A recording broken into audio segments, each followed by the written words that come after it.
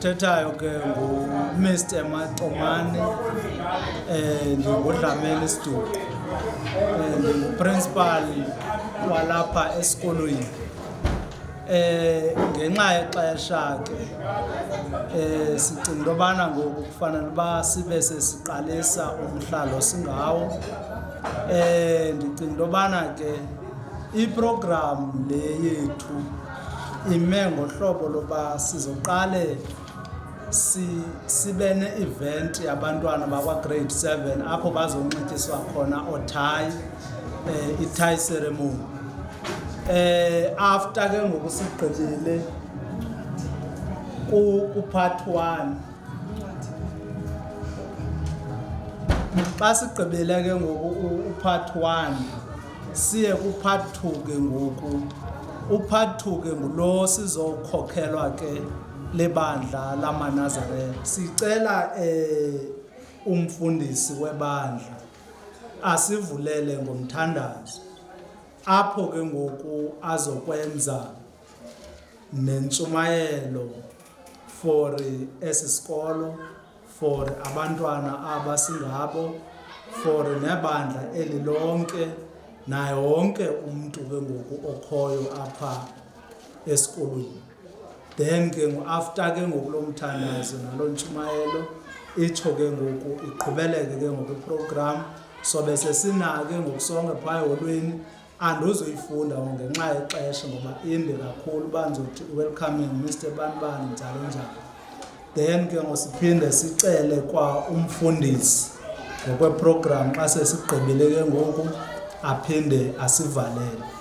I-Department of Education sicinga into yobana isendleleni ngoba umsebenzi lo webandla lakwaShembe uyayazi. Ikomkhulu lale ndawo nalo sicinga uba lisendleleni ngoba nomsebenzi lo wakwaShembe liyawazi. Abantu ke sicinga into yobana ke bazasifumana phaa ngaphakathi eholweni sesiqalisa. Ndisithi ke mandenze nje lo mazwi, otherwise ndiyabulela uChairperson, ndifike noko seniqhube nabheka phambili nabo kamandi ke ngoku senibazi. Enkosi kakhulu.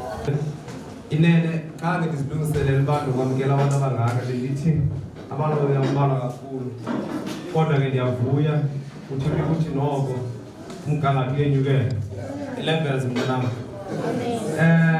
Kanti kulula nje okwam kuncinci ukwamkela indwendwe, nizive nisekhaya. Khululekani zindwendwe, khululekani bakufika nizixhome ebhahlizini. Lo phambi kwenu ke nguthobelani ifane nguyilawo walalani iphaa kuthiwa kuseyitshalarha, kodwa ke ndifundisa kwesi sikolo, nditala lapha kwesi sikolo. Ndiphaa SGB, ndingunongqowa phaa. Ndingandikhangeli imali ekho kum sebhankini. Mhlawumbi phambi uba ndihlale phantsi mandenze ndibhekisa kwabantwana.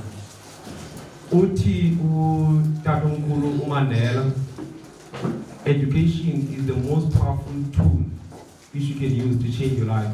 And ndiyabamba kakuhle na kodwa impilo yakhe ihamba kwezo life.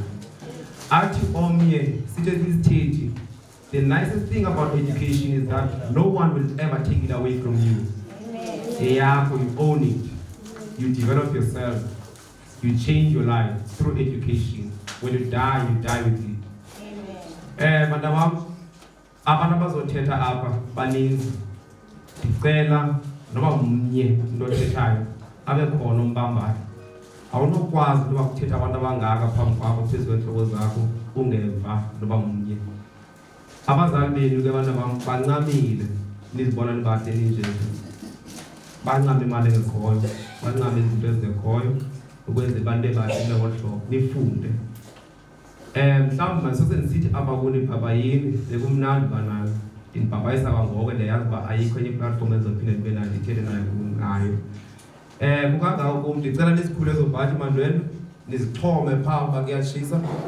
Ndiyathemba ke yonke into niyibonisiwe neethoyilethi zikhona. Futhi ke mnandi siyaflasha esikolweni, kodwa umfumo flash uprincipal usazokahamba athethe ngabana uyasisokolisa mhlawumbi ikhona yosikhulu. Enkosi kakhulu ke kukangako ngakum, enkosi. Masibulele uba ubaba umgcini imali nje onguwe kanje okwaziyo noma phambi kwabantu uthethe ngohlobo uthetha ngalo makhulu amazwi ngigqibeleke pha kwaShembe kukho islogan esithi Shembe is the way. Ngiyazi ngoba kusenjalo na. Sizophakamisa ke uprincipal wesikolo. Principal ke samphakamisa ke ngento ke elungisiweyo apha esikolweni. Masondele imbongi.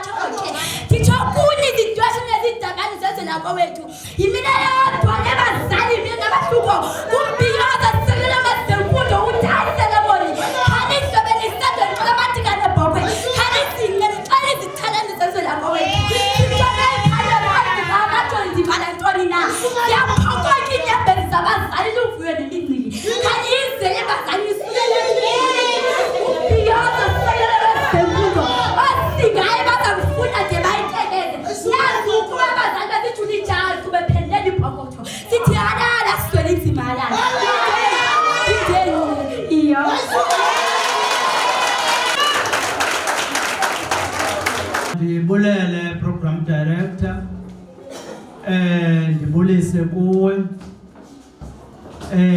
ndibulise abefundisi bonke bebandla la kwaShembe amaNazaretha amahle sithi 100% unyazi lwezizwe. Ndiyanibulisa ndibulise otitshala basezwenzini bebonke ngokulinganayo. Ndibulise iSGB yesikolo ekhokeleke esisikolo sasezwenzini. Ndibulise abazali babantwana abenze olusuku lwanamhlanje laluhle lwanje lathola impumelelo. Bingeyonto encinci bazali ukukhupha kwenu imali nithengele abantwana benu othayi abahle ngolu hlobo. Ndikhahlele ke kwinkosi yendawo ingekafiki njalo unkosi uJongxolo sicinga ubana ke usendleleni. Ndibulise kwi-Department of Education nayo esicinga ubana izasijoyina isendleleni. Ndibulise ke osotheko ama-grade 7 amahle ngele nkosi igama yithani nina. Amen. Okwam kuncinci program director kukuxela nje bazali ukuthi kutheni na silapha, ithini na injongo yayo yonke lento siyenzayo namhlanje. Bazali nani bandla lakwaShembe singumsebenzi wabantwana bakwa grade 7, siphinde kwakhona sibe ngumsebenzi webandla lakwaShembe amaNazaretha amahle 100% unyazi. Singalo misebenzi nibini ke namhlanje. Injongo yethu ke inye apha esikolweni kukukhuthaza imfundo kwabantwana bebanga lesixhenxe ukuthi namhlanje sibanika amagunya namalungelo ukuthi baziseniors zesikolo, sibanika isimbolo yokuthi banxibe lo thayi besazi into okokubana baziinkokheli zesi sikolo, bazi-role model zabantwana bangezantsi kunabo, ama-grade 6 up to preschool.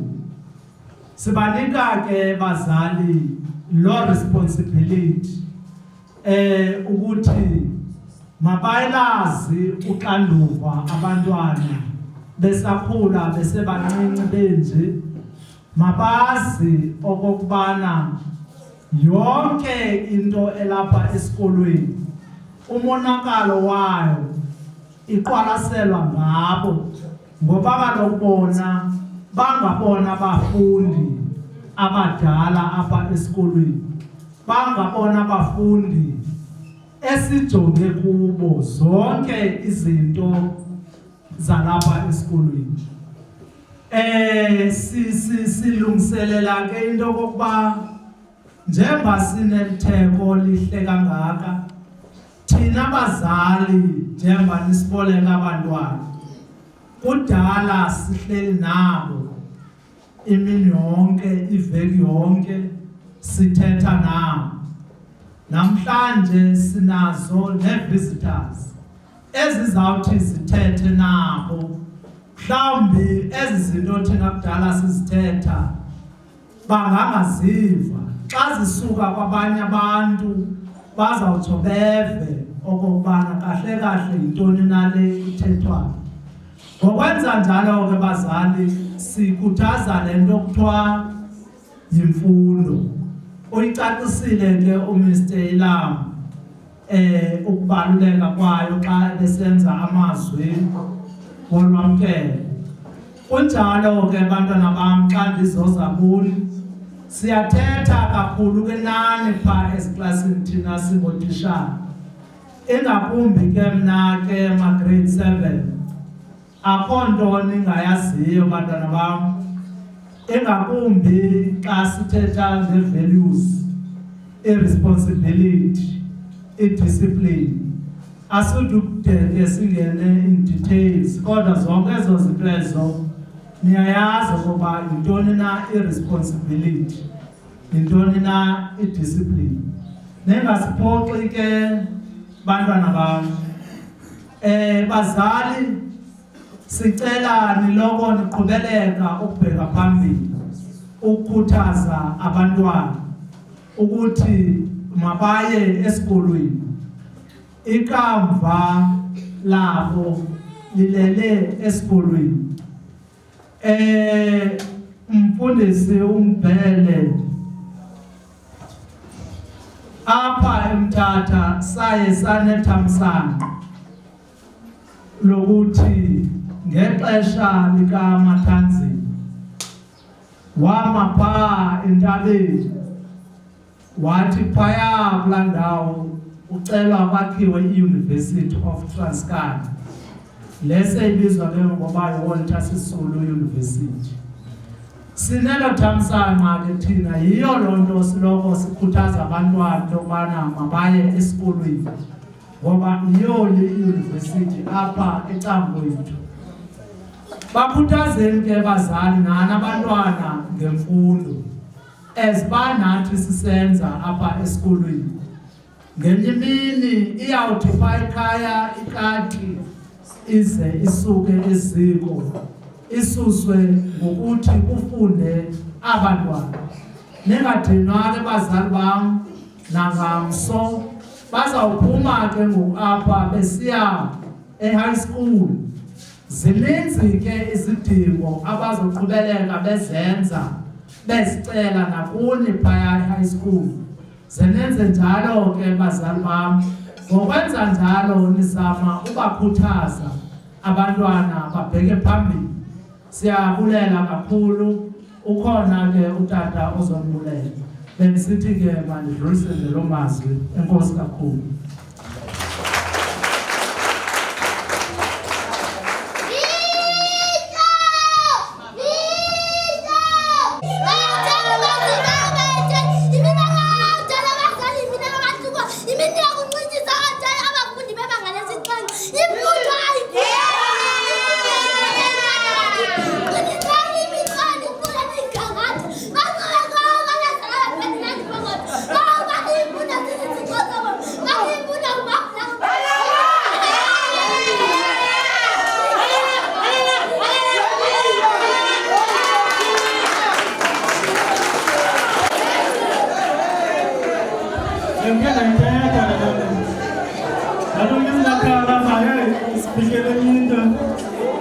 Iyaqala ukwenzeka ke le ndiyibonayo. Umntu abonga adalile yena kuqala. Siyedlula ke apho. Siya ku SGB member. SGB member uMisifazwe. UMisifazwe imali ikhona elungisiweyo azaphakanyiswa ngayo. Ndicinga abaseredi. Ndicinga abaseredi lo mntu ngenza phakathi kwesifazwe.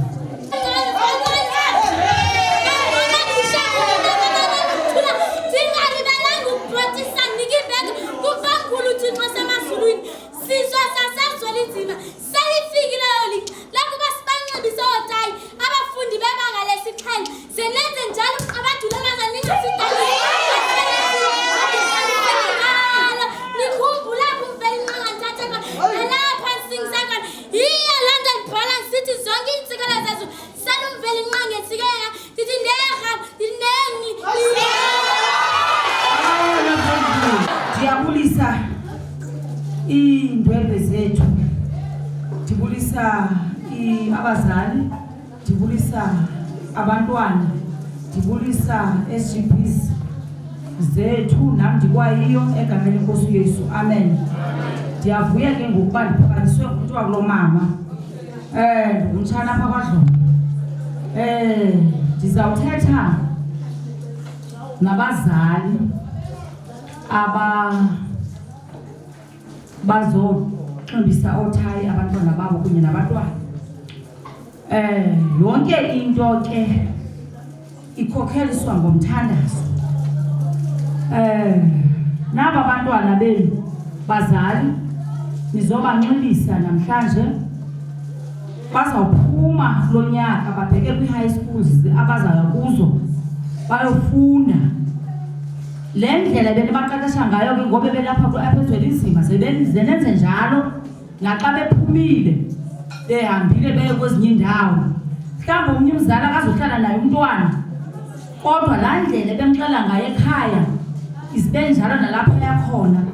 Kodwa ke yonke into ke mna ndikholelwa emthandazweni ukuba yonke into esiyenzayo siyenze ngenxa yomthandazo. Bantwana apha kwesi sikolo senu niyafundiswa nangeBhayibhile. Ndikhe ndimvele wam umntana ofunda phaa kula mabanga phantsi athi, mama bekufunda ubani esikolweni efunda ngeBhayibhile. Laa nto ithetha phaa eBhayibhileni ke ezinto nizifundiswayo ze nizibambe nazo nizazi ukuba sibambe le mfundo, kodwa yonke into sakuphumelela ngenxa yomthandazo, ngenxa yeBhayibhile esiyifundiswa apha esikolweni. Ndifuna uthe enkosi kwiititshala zalapha eZwelinzima ezifundisa abantwana ngeBhayibhile, ezibafundise ngayo yonke into nezifundo zabo nangeBhayibhile, bayazi into yoba yonke into ikholelwa emthandazweni. Ngele nkosi igama. Amen. Siyedlula ke ngokwapho siya kwi-class teacher ke ngoku abantwana. Banomntu obatitshayo, bayatitsha bonke bayagqitha, kodwa ukhona lo soloko eyiclass osobehlela phambi kwabo ubazi neengxaki zabo ebajongile, abazi iingxaki zabo ejonge ekhaya lingekho lapha phambi kwabo. Kodwa ngu-class teacher ke lowo bakhala kuye.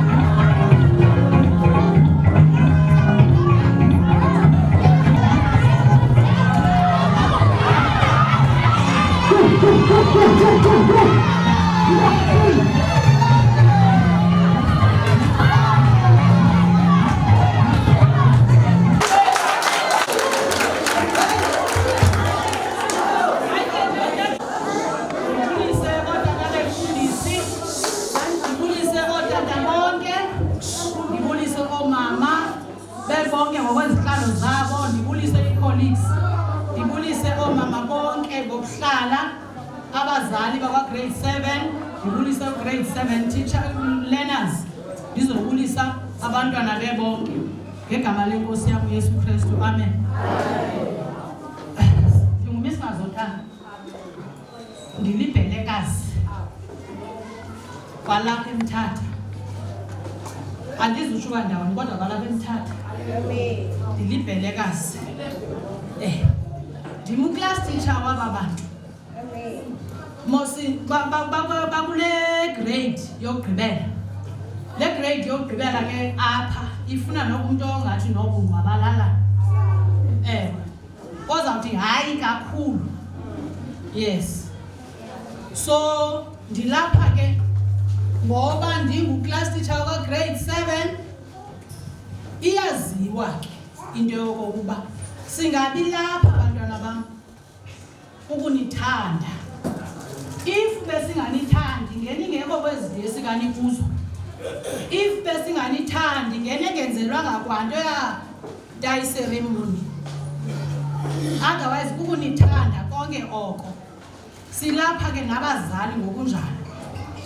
Apha ke bethunana ininzi into eyenziwayo as much as baseyitshiwo ngabantu. Ininzi into eyenziwa kuyafundwa apha kwesi sikolo futhi kakhulu. Ndima noba sizincome kuyafundwa apha akudlali. Sine-morning classes apha ngo-7. Siqalisa ii-classes apha ke i-primary ene-morning classes ayikati kuseyilethu yodwa apha bethu. We are proud of that. Abanayo nalento yogoloza, hayi abanayo. Abangabi nayo tuition abantwana bethu. So siyanithanda ke ingane ngathi sanise high school bethu na. Phaya high school ndimane ukuyithetha lento. Ufika phaya high school zininzi izinto futhi zikukhalisela zininzi. Sithi khali. Kukuwe ke ukuba uye ugrade 8 na. But into endiyaziyo emakhaya sithunyelwe ukuba siyofunda njengoba nalapha sifunda. So nase high school ke bethu nana ingathi xa nisiya khona ningafunda incwadi zekumntu. Ikhona mosilandi lithethwa abandani biseyithethiwe na. Sifuna ogqirha, i-pilot, ootishana bangomso. Mandiyeke apho ngegama lenkosi uYesu, amen.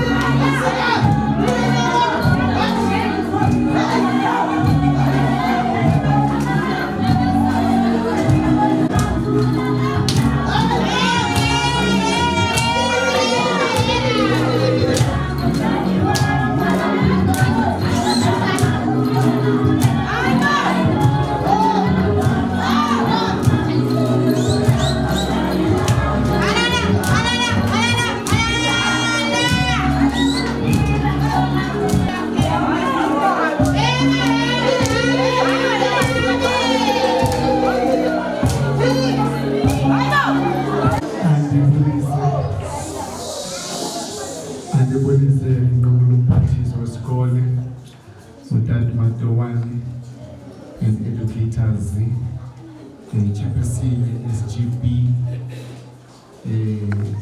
committee yayo ama-members SGB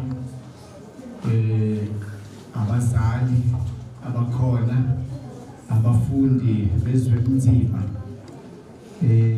primary school nabantu abaspecial namhlanje grade 7 wethu esizokwenza i-entire celebration ceremony nesisikole sasezweni senzima abaphathiswa bemfihlakalo sihamba nabo abafundisi, abavangeli, abashumayeli, abakhokheli, odadewethu esihamba nabo basebandleni bakhona ababe umphumela omuhle walomsebenzi esuzile lapha phakathi kwesikole. Sithunywe unyazi lwezulu. Sisuka emizini waseThabani ngalolu suku namhlanje. Ngiyabonga kakhulu, ngizoba mfushane kakhulu ngelize libe mude, kodwa ngizothanda ukuba ngifundele grade 7 izwi lenkosi encwadini yeBhayibheli. Quote incwadi yeBhayibheli, incwadi kaGenesis ukuqala, siqale evesini lokuqala. Emakhaya bekhona amabhayibheli, nifuna amabhayibheli ekhaya, umama notata bangibhekele amabhayibheli, nifike nifunde le vesi engifundayo, incwadi kaGenesis ukuqala eBhayibhelini from verse 1. Ekuqaleni Thixo wadala amazulu nehlabathi. Ehlabathini kwakusemnyameni kuselubala, kwakumnyama phezu kwamanzi enzonzobila. Umoya kaThixo wafukama phezu kwamanzi lawo. Verse 3, wathi uThixo makube khona ukukhanya, kwabakho-ke ukukhanya. Wakubona-ke uThixo ukukhanya ukuba kulungile. Wahlula uThixo phakathi kokukhanya nobumnyama. Verse 5, wathi uThixo ukukhanya imini, wathi ubumnyama usuku. Wahlwa kwasa yangumhla wokuqala. Amen. Ngithi ngifundele leli zwi. Empilweni siphila ezintweni ezimbili. Ngaqala abantu abanangithetha ngiyakhuluma. Kodwa ngizozama ukuthi ngikhulume kancane zokhona nizodive bangithetha ntoni. Empilweni yomuntu ophilayo, human life, kunezinto ezimbili. Kuba khona ukukhanya, kuba khona ubumnyama. That's normal. Chaza ukuthini ukukhanya? Ukukhanya is where into zakho zihamba kahle empilweni. Ziflow, right to say. Ziflow into zakho zihamba kahle, awunangxaki. Akhonto i-problem emphambi kwakho kwempilo yakho, yonke into ihamba kahle. Noma yonke into ihamba kakuhle kini uyini. Ebese kuba khona i-stage where kuzoba khona ubumnyama kuzohlula. Ma sithi ubumnyama, we mean lapho izinto zingahambi kakuhle khona. Ila khona maybe ekhaya khona ophangelayo. La ekhaya la khona udinga izinto ezithile ungazitholi mayifumana. Ila khona your peer group swimming on a pool eyodwa, but you find yourself uwedwa, ulonely, engathi akukho umuntu okhona ekhaya kwakho ukulekelela emekweni obhekene nayo leso sikhathi. Ufike ixesha lobumnyama. That where we find inja or lusha, they commit suicide. That where we find inja drugs. That where abangani ababi abamthaka obumnyama abeza kuwe bakuxelela ukuthi zawuzophuma kule nkinga, yiziphi solutions ezibhetere zakho, kanti bakufaka engxakini edeep than le onayo at the time. So zimbili izimeko ezibhekene nomuntu ophilayo, ukukhanya into esizise phaa kuni nesifisa uba simxelele yona ukuba xa kufika isixesha sobumnyama wenza ntoni, ngoba zawufika zifika kubanina elibancinci ziyafika futhi kwabantu abadala. Yingalesi sikhathi udinga khona uNkulunkulu, udinga uThixo. Yilesikhathi udinga uba uthandaze, ucele uba uNkulunkulu akukhiphe engxakini okuyo. La khona kufanele ucinge khona enye indlela engakwenza ukuthi le problem ubhekene nayo idlule.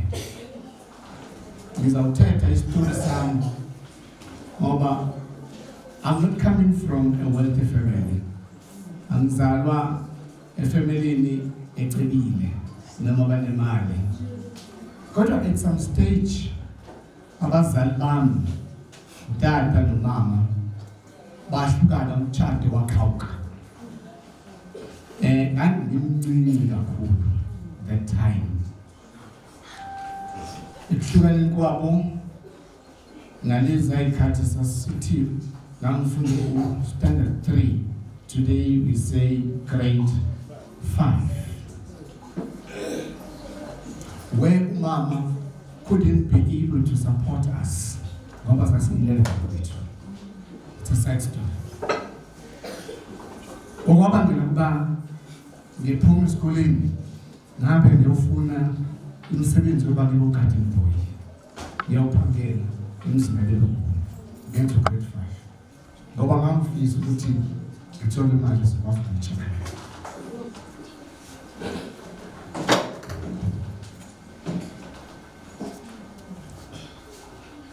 Kwafika isikhathi sobumnyama.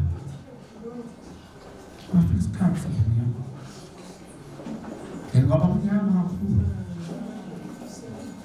But I was persistent with my dreams. And I said, no matter what, ngizophumelela. Ngafunda ngemali yangiyiphakela ngama-weekend.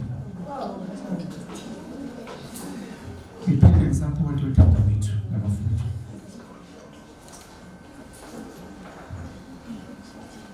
I started 8, which was grade 10. Mama ngixelele ukuba asakwazi ukusapota anymore. Therefore, fanele ngiphume esikoleni ngofuna umsebenzi okwazi ukudinga. But that didn't shut down my dream and my hope. I had a vision. I was saying at the age of 20, I want to see myself in a gown with the tail. But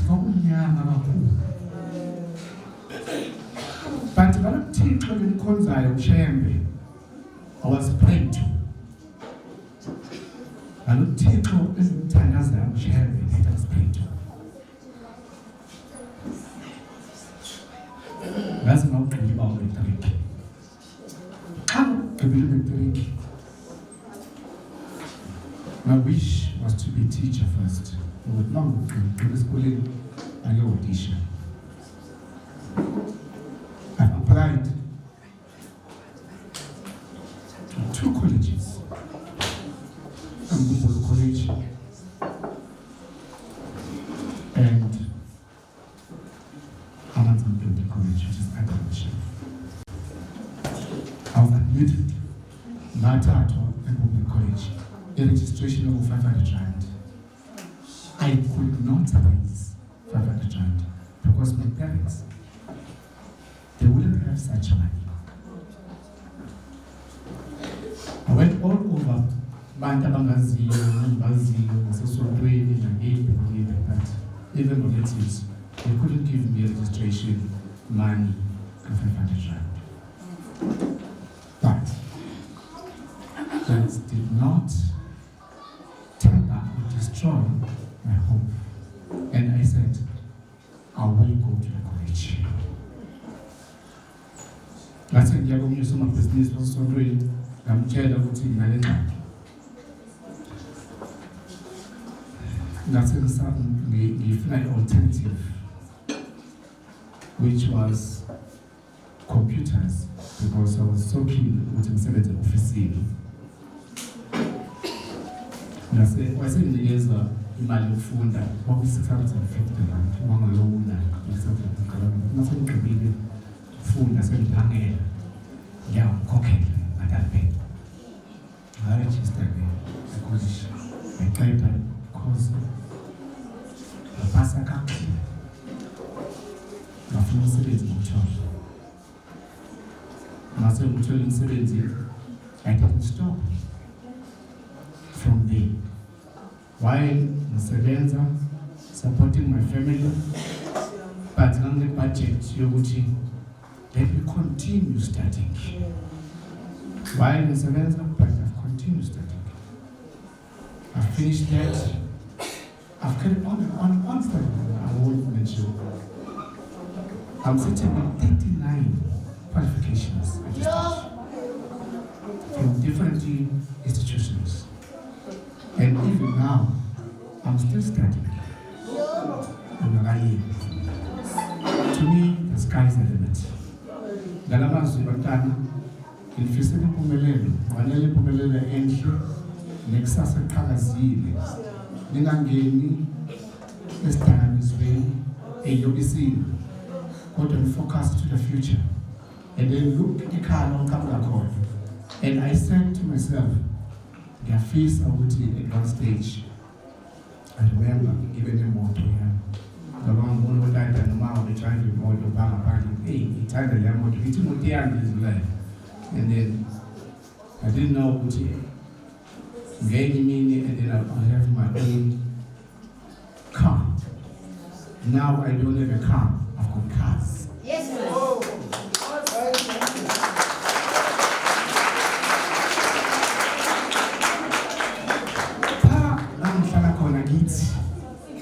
Nangihlala endlini yodaka befaka udaka ekhaya uma imvula inetha sifake sail protect imvula ukuthi inganethi. At some stage imvula ingena phezulu, uma silala sithathe uplastic siubeke phezulu kwethu sivala uplastic silale ngaphezulu kwawo.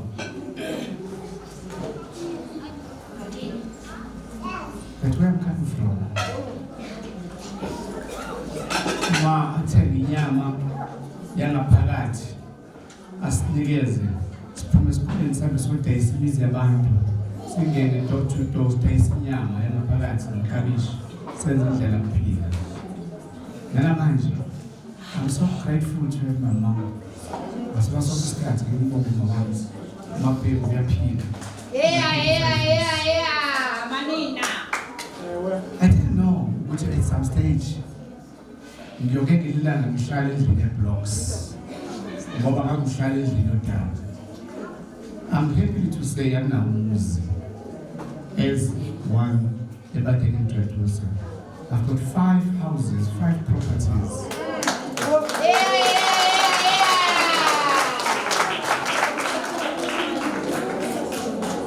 So our dreams ayaphumelela bantwana.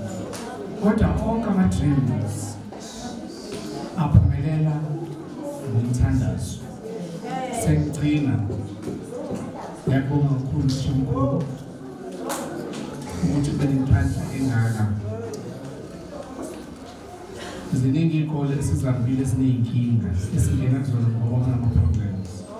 Mhlawumbe uma sekubhalwa ingane ziyahayiza kuvela nalokhu maningi ama-problems. Njengoba sengingene labefundisi noma sengenelele ibandla esikoleni sakho, ngiqiniseniso ngolunye ukuba asazoba khona into efana nalezo. Nawe futhi sizakukhulekisa umadolile principal, kodwa ugcina usuphethe the entire department. Sabe sigcina sesibona usuke-MEC.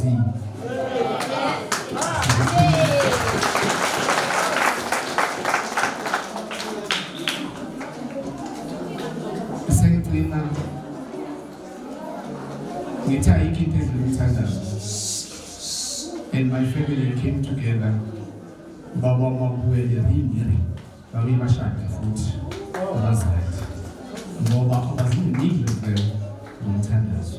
Nawe umuntu omusha emekweni ebhekele ekhaya lakho, you must be the one that can resolve. Ungaba uwe ozosiza uncedise abazali wena ngento yodwa kuphela bakhulekise. Khuleke umuntu omusha, umkhuleke umuntu omusha yesheshe kufike esumini. Ngoba amacala amaningi nina ngicela binawo nisiphathe kahle nenze kahle nasona sonke isikhathi nisirespecte abazali benu.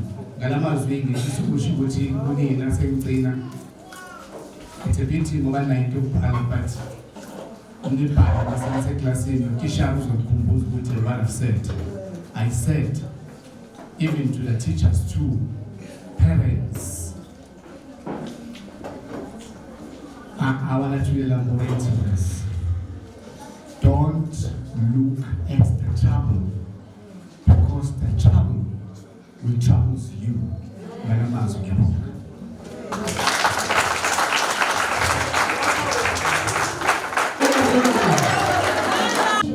The principal of our grade school, Mr. Matuki, to my teachers, the staff of Felizima Primary School, to the guests, our parents, the members of the SGP and my fellow students. I greet you all in this beautiful occasion. My name is Alwanda Swandaya and I am very much happy to stand before you today. Yes, Primary School. I would like to take a moment and share a few words with you. Most of us as grade 7 learners who are already from pre-grade to grade 7. Sifumana a deserved education from these teachers. Today we all feel special. We feel motivated as grade 7 learners to keep working hard as we grow. This beautiful occasion without the support from you teachers, from you parents, working together with your There is a proverb in Ezekiel which says, which means zonke izinto zenzayo zinendlela yokubuyela kuwo.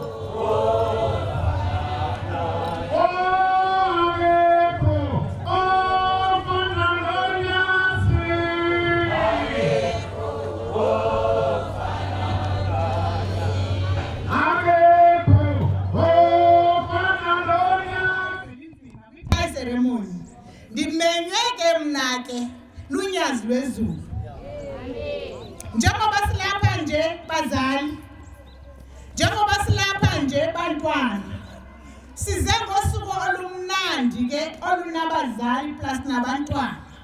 Size futhi ngosuku olumnandi siliphathele ne-motivational speaker, nivile into ebinikhuthaza apho kamfundisi uMvubu, umfundisi wembandla. Nathi ke sicelile phaa kuNkosi yethu iNyazi leZulu ukuthi masizoni motivate.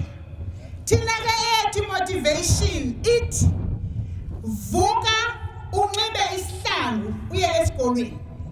Sithi okubangaba ayikho into yethunjini. Okubangaba ikati ilele eziko. Sithi namhlanje singaba bantwana. Sileli bandla lamaNazaretha mayisuke ikati eziko. Ikhethiwe ke imindeni emihlanu. Uyayazi ke umfundisi criteria isebenzisileyo. Kodwa ke okukhulu ukuthi sizonazisa uba sikhona singamaNazaretha. Siyabonga mkhokheli wenkosi mama oyiprincipal. Dadewethu Sisithwane umama ubevulela wena inkundla ukuthi uzosichazela konke okusuku esingakho lapha. Befundisi abantu balapha eMthatha sizothi sihamba ngosuku uNkulunkulu ayosipha lona lokuhamba lapha bazobe bazi ngoshembe. Thabani ufikile kuNazaretha. Ngicela ukubingelela kubafundisi, bakhokheli, bashumayeli, tishomkhulu, bothisha bonke besikole, bazali, nodadewethu, abantu abakhulu kakhulu, ingane zesikole zala ezweni nzima ngiyanibingelela. Ake ngiqale ngibonge kubagcotshwa bami ukuthi kulolu suku lanamhlanje basinika isikhathi sokuthi bazosupporta seyingane zebandla. Thina ebandleni lamaNazaretha sibizwa ukuthi siyintombi zentethelelo. Siyintombi zentethelelo zaseNingizimu. Thina kusuka emngeni kuze kuyoshaya eCape Town. Intombi zentethelelo lezi ezihlangene ngalolu suku lanamhlanje zenza lolu suku ukuthi lenzeke. Ngibonge nakuthi shomkhulwane ekhaya esitheme sithatha ithuba sifona simchazela ukuthi siyintethelelo sifisa ukuthi sizokwenza into njengale esikoleni sakhe. Wasamkela ngezandla zombili. Uxhumane nabantu uma lezi zinto kodwa lwane ekhaya uke wasitshengiseni ipicture ngaye as a person. Le picture ngiyayibona lesikoleni ukuthi lesi sikole sinje ingoba umphathi waso ilolu hlobo ayilona. Ngoba ngibonile ukuthi uyakwazi ukusebenzisana nabantu. Selokhu nje sifikile lapha phesheya ngesidinga into ngiyamfonela ngisimakhelwane. Ngingayithola phi into ethile. Angigijimela sinayo imakhelwane namba fonela la. Utshengisa ubudlelwane abakhile phakathi kwamaNazaretha nalesi sikole.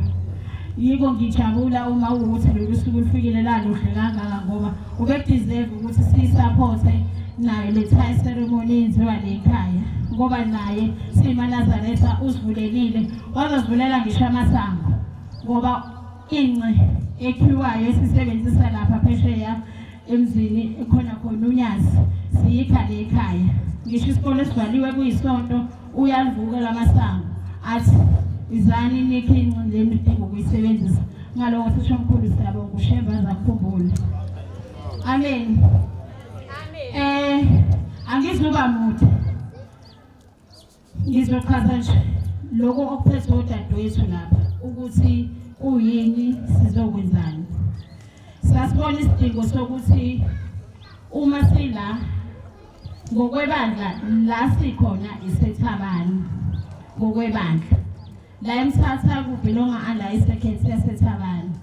So sakubona sibalekile simifikile sikhethe izikole ezithile la eThabani esondelene nalawo uNyazi lukhona size sizokwenza izinto ezinhle kusona isikole. One of the things esaziyo ukuthi ziba i-challenge kubazali. Abona bonke abazali abanamandla ukuthi bathengele izingane izicathulo zesikole. Noma ungana amandla khona ingane nje egugisayo. Uyithengela ngonyaka usuphela unyaka sesigugile isicathulo. Kanti mhlawumbe umzali akanawo amandla saphinde futhi ayithengele. Kuphinde kube nalento ekunzima ukuthi abantu abaningi bakhulume ngayo.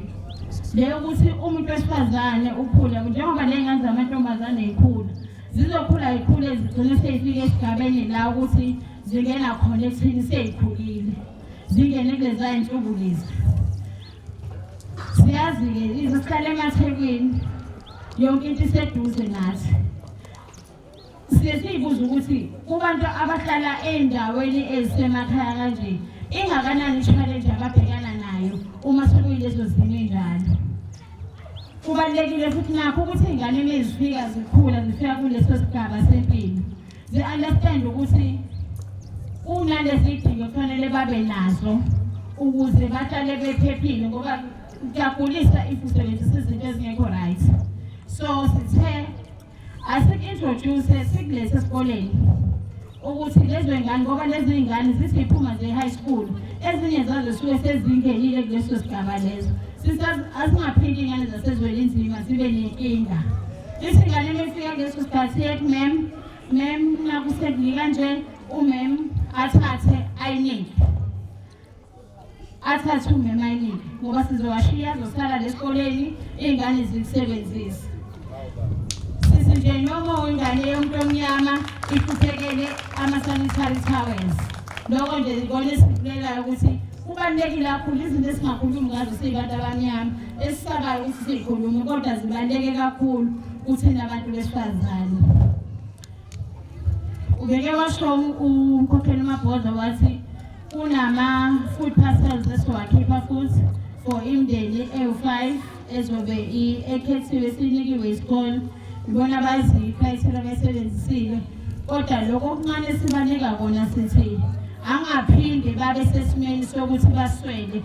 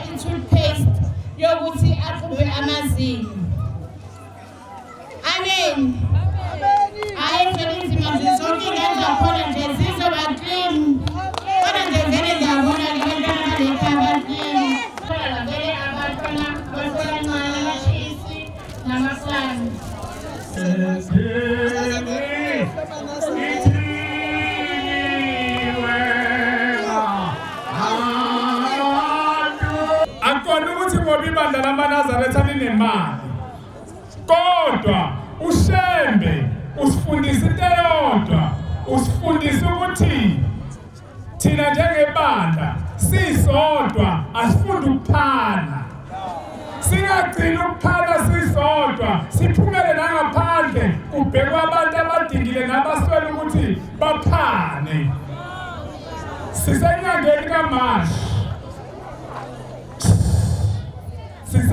kaMashi inyanga kaMashi ebandleni lamaNazaretha isho into enkulu isho ukhisimusi kokuzalwa kwebandla lamaNazaretha yingakho sila kulelizwe yingakho sinalezi zipho ezikhona esambe sipha abantwana sipha imindeni ngoba siyajabula sijabulela ukuthi thina siyibandla ngale nyanga kwaqophela umlando kwafika uNkulunkulu webandla lamaNazaretha uShemba ibongozi ngakho akona ukuthi ibandla linemali kodwa sifeza imfundiso ikaShemba ukuthi abantu abaphane sizinkosi Kufanele ntoba sinqubeni into zethu zonkosi ngoba izolo ngoku besipha uTakuShembe ngaphesheya sinxibe izikhumba zethu siyaqiniseka ngelo ndawo siyabulela TakuShembe siyabulela kakhulu Nyazi Yezulu ngoba uzokwenza lenhle kangaka apha kwesi sikolo kanti into yoba liphinde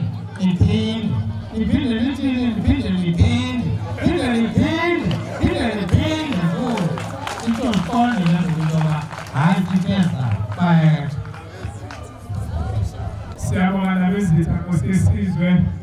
Thisha omkhulu siyabonga, School Governing Board siyabonga, abazali bonke siyabonga, Grade 7 siyabonga.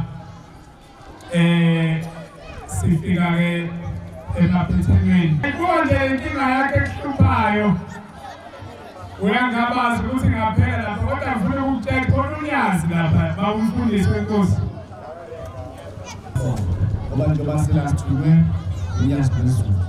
Lawa mazwi engoshoyo nosizi lwenu libeke unyazi lwezulu. Sizohamba nalo thina usizi lwenu lonke libaningi lapha senilibikile solujijela emfuleni.